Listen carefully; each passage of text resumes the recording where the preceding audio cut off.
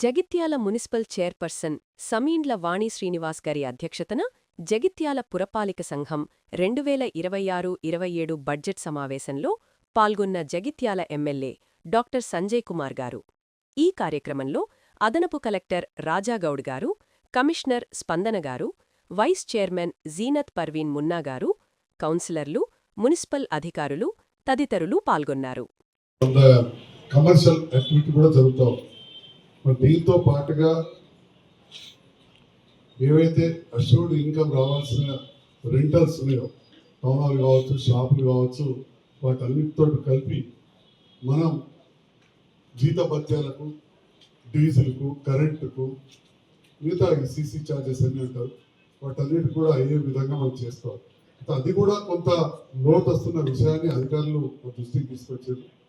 మరి మా గౌరవ కౌన్సిలర్ గారు, ఎందుకంటే ఎక్కువసేపు మాట్లాడాలి, జస్ట్ 2-3 నిమిషాలు మీకు చెప్పదలిసిన. మనందరం కూడా ఇందులో ఒక సభ్యులమే, నేను కూడా మీలాగా ఒక ఎక్స్-ఆఫీసర్ సభ్యులు. మనందరిది కూడా బాధ్యత మీ వాడితో పాటు జగిత్యాల పట్టణం బాగుండాలి. మరి బాగుండాలంటే తప్పకుండా కొంత ఆదాయాన్ని సమకూర్చుకోవాలి. డెవలప్మెంట్ వరకు వస్తే మనకు రాష్ట్ర ప్రభుత్వం నుంచి కొన్ని స్పెషల్ ఫండ్స్ వస్తున్నాయి. అదేవిధంగా 15th ఫైనాన్స్ సెంట్రల్ వస్తాయి. ఈ రకరకాలుగా వచ్చినా కానీ ఈ మెయిన్గా ఈ ఛార్జెస్కు మనం తప్పకుండా తీసుకోవాల్సిన అవసరం ఉంది. దీంతో పాటుగా నా వంతుగా ప్రయత్నం చేసి మనకు LRSE కానీ లేదా స్టాంప్ డ్యూటీ ఉంటే తక్కువ ఉన్న కాడ మనకు సర్వీస్ కూడా కాకపోతే ఆ బిల్స్ కూడా క్లియర్ చేయిస్తున్నా. వాటి కోసం ప్రత్యేకంగా దృష్టి పెడతాం. చాలా రోజుల నుంచి కూడా కొంత పెండింగ్ ఉన్న విషయం మీ అందరూ కూడా తెలుసు. సభలో 2 విషయాలు క్లుప్తంగా చెప్తాను. ఒకటి, ఈ కాంప్లెక్స్ నుంచి రావాల్సిన రెంట్ ఇంక్లూడింగ్ టౌన్ హాల్ దాదాపు 1,35,00,000 రూపాయలు వసూలు చేయాల్సిన అవసరం ఉంది. అదే మనం పేదవాళ్ళు కాదు, వాళ్ళు వ్యాపార నిమిత్తం తీసుకున్నారు కాబట్టి అయితే కట్టాలి లేదా వెకేట్ చేయాలి. దీంట్లో దయచేసి మన కౌన్సిలర్స్ కూడా సహకరించాలి. అధికారులు ప్రత్యేకంగా దృష్టి పెట్టాలి. దీంట్లో కౌన్సిలర్స్ ఎక్కడ కూడా ఇబ్బంది పెడతలేరు. రెండవది, వాడకట్టాల ట్యాక్స్ వసూలు చేసినప్పుడు మనం పెద్దగా పెంచలేదు, అందరూ కూడా కట్టాలి. ఇవాళ నేనే దాదాపు 1,30,000 రూపాయలకు క్యాషింగ్ చెక్లు కలిపి రాసిచ్చాను హాస్పిటల్ ఉంది, ఇల్లు కలిపి. కాబట్టి అందరం కూడా ఉన్న వాళ్ళని తప్పకుండా కట్టాల్సిందే. పేదవాళ్ళకి కట్టడం లేదు, కరెంటు కార్డులు ఉచితంగానే ఇస్తాం.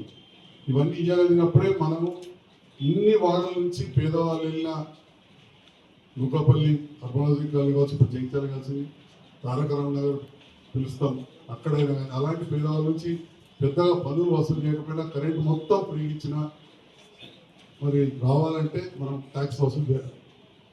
లాస్ట్ ఇయర్ 8 crores పైన వచ్చింది, ఇప్పుడు ఓన్లీ 5 కోట్ల చిల్లరనే వసూలైందన్నారు. మరి ఈ ఇయర్ ఎండింగ్ లోపల టార్గెట్ రీచ్ కాకపోతే కేంద్రం నుంచి రావాల్సిన 15th ఫైనాన్స్ డబ్బులు వచ్చే అవకాశం ఉండదు.